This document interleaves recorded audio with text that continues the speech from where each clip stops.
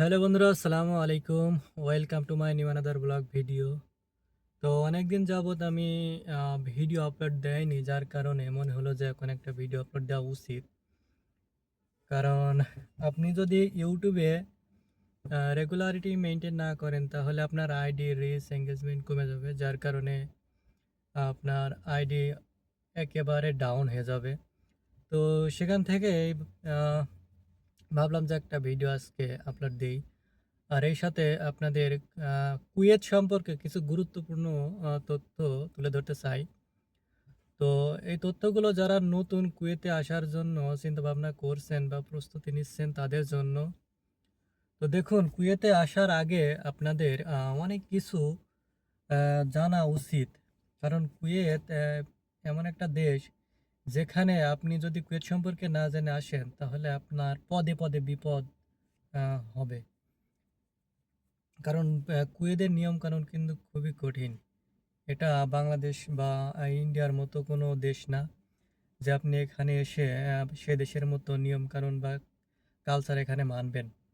তো এখানে আসার আগে আপনাদের যে নিয়মকানুনগুলো অবশ্যই জেনে আসা উচিত, সেগুলোর ভিতরে সবচেয়ে গুরুত্বপূর্ণ হচ্ছে কুয়েতের ট্রাফিক আইন সম্পর্কে জেনে আসা। আপনি যদি ড্রাইভিং ভিসা আসতে চান, তো আপনাকে অবশ্যই কুয়েতের ট্রাফিক আইন সম্পর্কে অবগত হয়ে আসা উচিত। কারণ এখানে আপনি যদি কুয়েতের ট্রাফিক আইন সম্পর্কে না জেনে আসেন, তাহলে আপনার প্রচুর ফাইন হবে, এমনকি আপনার জেল পর্যন্ত হতে পারে। তো কুয়েতের ট্রাফিক আইন সম্পর্কে কিছু বলি। এখানে রয়েছে প্রতিটি রোডে রয়েছে সিসি ক্যামেরা।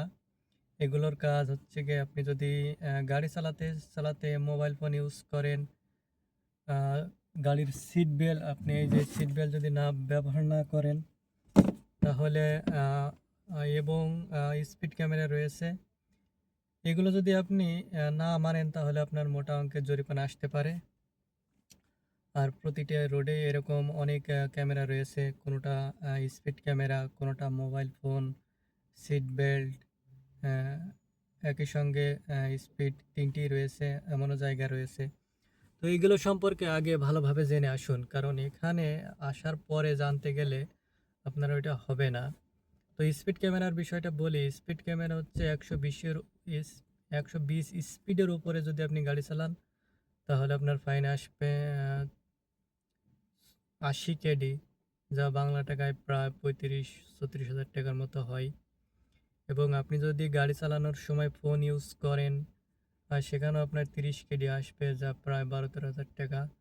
এবং আপনি যদি গাড়ির সিট বেল্ট ব্যবহার না করেন, সেখানেও প্রায় 50 টাকার ফাইন আসবে, যা বাংলা টাকায় 20 হাজার টাকার মতো।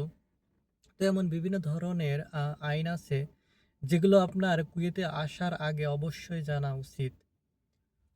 তো এটাই ছিল আজকের ভিডিও। ভিডিওটি ভালো লাগলে অবশ্যই লাইক, কমেন্ট অ্যান্ড সাবস্ক্রাইব করে আমার পাশে থাকবেন। ধন্যবাদ।